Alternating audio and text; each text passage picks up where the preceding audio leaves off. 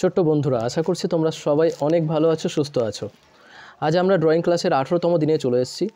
আজ এই ভিডিওতে আমি তোমাদেরকে দেখাতে চলেছি তোমরা পশু কিভাবে আঁকবে এবং পরবর্তীতে আমরা আস্তে আস্তে এই পশু দিয়ে কিভাবে আমরা সিনারি করতে পারি বা হিউম্যান ফিগার দিয়ে কিভাবে সিনারি করতে পারি, এগুলি আমরা স্টেপ বাই স্টেপ কিভাবে খুব সহজ করে করতে পারি সেগুলিকে কিন্তু শিখতে চলেছি।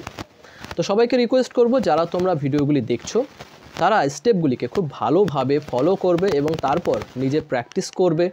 প্র্যাকটিস না করলে কিন্তু হবে না। তোমরা জানো আমি কিন্তু বিগিনার্সদের জন্যই বেশিরভাগ ভিডিও করি।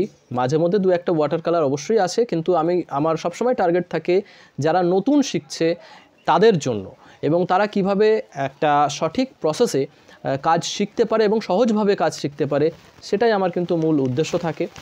আরেকটা বিষয় এখানে জানিয়ে রাখবো, আমি যখন ছবি আঁকবো তখন আমি একটু মোটা পেন্সিল ইউজ করি। তোমরা এখানে দেখতে পাচ্ছ এই পেন্সিলটা কিন্তু 10B পেন্সিল রয়েছে। তবে জানিয়ে রাখি, তোমরা চেষ্টা করবে HB পেন্সিল অথবা 2B পেন্সিলে ছবি আঁকার। তার কারণ তুমি যত ডার্ক পেন্সিলে ছবি আঁকবে তত তোমার ছবি নোংরা হয়ে যাওয়ার সম্ভাবনাটা বেশি থাকবে। এবার তুমি বলতে পারো যে তাহলে আপনি কেন করছেন? দেখো, আমি শুধুমাত্র করছি তোমাদের বুঝতে যাতে সুবিধা হয় লাইনগুলো কোন কোন জায়গা থেকে যাচ্ছে এটার জন্য। কারণ আমি তো DSLR ক্যামেরা দিয়ে ছবি করি না। আমি যদি লাইট পেন্সিলে ছবি করি তোমরা হয়তো ছবিটা হয়তো ভালোভাবে তোমরা বুঝতে পারবে না। তাছাড়া ডার্ক পেন্সিল ইউজ করার পেছনে আরেকটা কারণ হচ্ছে যে, ধরো আমি যে কোনো ছবি করব, যেহেতু আমার অনেক দিনের প্র্যাকটিস আছে, সেহেতু আমার পক্ষে ভুল হওয়ার সম্ভাবনাটা কিন্তু কম থাকবে। ভুল হবে না বলছি না, কিন্তু সম্ভাবনাটা কম থাকবে। বুঝতে পারছো? যে কারণে আমি ডার্ক পেন্সিল ইউজ করছি। তোমরাও পরবর্তীতে যখন তোমরা একটু ভালো ড্রয়িং শিখবে, পরবর্তীতে তোমরা নিজের মতো করে নিজেই বুঝতে পারবে যে তোমাকে কোন পেন্সিল কোথায় ইউজ করতে হবে। আশা করছি পেন্সিল নিয়ে কয়েকজনে আমি কমেন্ট দেখছিলাম, তারা বলছিল বারবার যে কোন পেন্সিলে ছবি আঁকা বেটার হবে। তো আশা করছি তোমরা ক্লিয়ার উত্তর পেয়ে গেছো। HB পেন্সিল এবং 2B পেন্সিল ছবি আঁকার জন্য সবথেকে বেস্ট। তার সঙ্গে অবশ্যই চেষ্টা করবে ছবি আঁকার সময় যতটা সম্ভব হালকা করে বা প্রেশার না দিয়ে ছবি আঁকার। ক্লিয়ার হয়েছে? তো চলো আজকের ভিডিওটি আমরা দেখে নিই।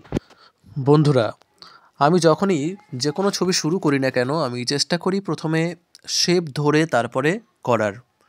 যেমনটা আমি বহু ভিডিওতেই তোমাদেরকে দেখিয়েছি এবং আমি তোমাদের বারবার বলি যে শেপ ধরে তোমরা ড্রয়িংয়ের শুরুটা করবে।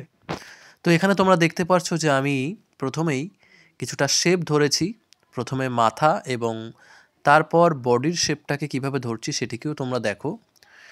শেপ যারা জানো না তাদেরকে আমি একটু বলে দেব যে শেপ হলো যে কোনো একটি ড্রয়িংয়ের আউটলাইনটিকে আগে থেকে মেজার করা, অর্থাৎ আউটলাইন কতটা কেমন হতে পারে বা ছবিটি কেমন হতে পারে সেটা সম্পর্কে একটা ওভারঅল লাইন টেনে নেওয়া, সেটাকে বলা হয় অ্যাকচুয়ালি শেপ।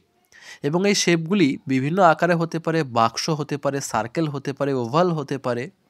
এখানে যেমনটা তোমরা দেখতে পাচ্ছ যে আমি প্রথমে কিছু বাক্সের মাধ্যমে আগে এই ছবিটির একটা শেপ ধরে নিয়েছিলাম এবং এই শেপের উপরেই দেখো কিছুটা লাইনের মাধ্যমে বলা যেতে পারে যে এর আউটলাইনটিকে আমি কমপ্লিট করছি এখন। আর আউটলাইন কমপ্লিট হয়ে গেলে এরপরে কিন্তু আমাদেরকে আস্তে আস্তে ড্রয়িংগুলোকে করতে হয়। যেমনটা এখানে তোমরা দেখতে পাচ্ছ, প্রথমে শেপ ধরেছি, তারপরে আউটলাইন, এবং এবার কিন্তু আস্তে আস্তে ড্রয়িংয়ের দিকে আসবো। তোমরা দেখেই বুঝতে পারছো ছবিটি কিন্তু হচ্ছে একটি ছাগলের ছবি। তো আমরা যখন কোনো কম্পোজিশন করতে যাই বা ছোটরা তোমরা যারা কোনো সিনারি করতে যাও, সেক্ষেত্রে দেখবে এইরকম ধরনের ছাগলগুলোকে যদি তোমরা সিনারির ভিতরে নিয়ে আসতে পারো, তাহলে দেখবে তোমাদের যে সিনারিগুলি সেগুলো কিন্তু দেখতে ভালো লাগবে, তাই না?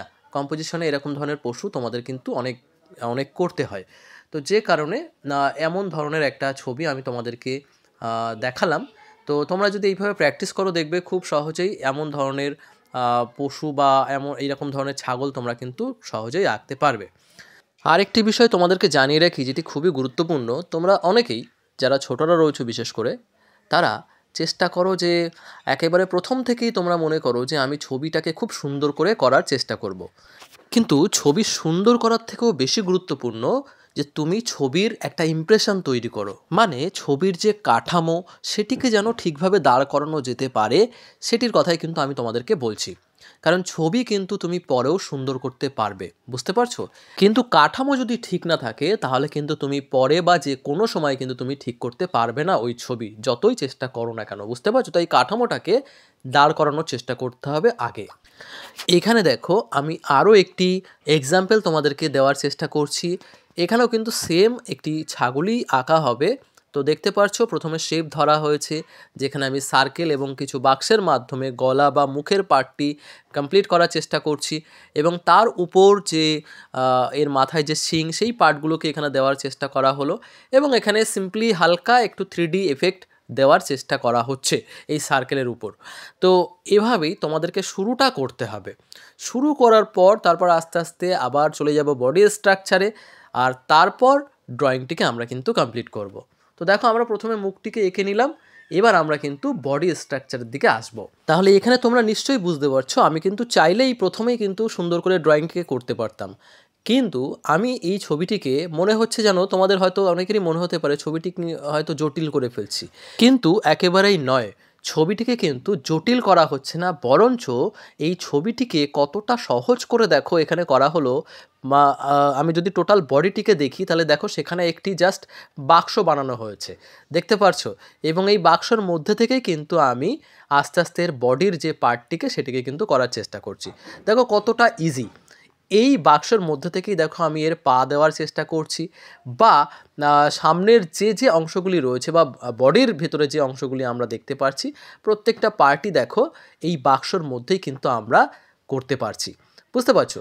তাহলে এভাবেই তোমরা কিন্তু খুব সহজে বিভিন্ন পশুগুলিকে কিন্তু তোমরা আঁকতে পারো। আমি চেষ্টা করব তোমাদেরকে আরও কিছু পশু এরকমভাবে দেখানোর, এবং তারপর এই পশুর মাধ্যমে আমরা সিনারি করব বা বলা যেতে পারে কম্পোজিশন করব খুব সহজ প্রসেসে। সেগুলোকেও তোমাদেরকে দেখার জন্য অবশ্যই কিন্তু চ্যানেলটি সাবস্ক্রাইব করে নিও যারা তোমরা নতুন রয়েছো, বা যদি তোমাদের ভিডিও ভালো লেগে থাকছে বা যদি তোমরা নতুন কিছু শিখতে পারছো তাহলে অবশ্যই কিন্তু কমেন্ট করে দিও। তোমাদের প্রত্যেকেরই কমেন্ট কিন্তু আমি পড়ি এবং চেষ্টা করি প্রত্যেকেরই রিপ্লাই দেওয়ার। তো চেষ্টা করো কমেন্ট করার বা লাইক করার। তো এখানে দেখতে পাচ্ছ আমাদের ছবিটি কিন্তু প্রায় শেষ হয়ে গেছে। তো আশা করছি তোমরা খুব ভালোভাবেই বুঝতে পেরেছো। এরপরে আমি কিন্তু এর যে আউটলাইন বা বলা যেতে পারে যে শেপ লাইনগুলো ছিল ছবিটিকে বার করার জন্য আমাদেরকে ওই শেপ লাইনগুলিকে পরবর্তীতে মুছে দিতে হবে, আর তাহলেই কিন্তু আমাদের ছবিটি বেরিয়ে আসবে, বুঝতে পারছো? তো শুরুটা করেছিলাম শেপ থেকে, এবং তারপর করেছি আউটলাইন, এবং তারপর দুই একটি ভলিউম লাইনের মাধ্যমে, যদিও এখানে ভলিউম লাইনকে সেইভাবে দেওয়া হয়নি, বাট আমাদের ছবিটি কিন্তু আমি যেটা দেখানোর চেষ্টা করেছিলাম তোমাদেরকে যে তোমরা ছবিগুলোকে শুরু করবে কি করে, আশা করছি সেই পার্টটি তোমরা ধরতে পেরেছো বা বুঝতে পেরেছো। তো আজ এই পর্যন্তই থাকবে, দেখা হচ্ছে তোমাদের সঙ্গে পরবর্তী ভিডিওতে। সবাই ভালো থেকো, সুস্থ থেকো, বাই।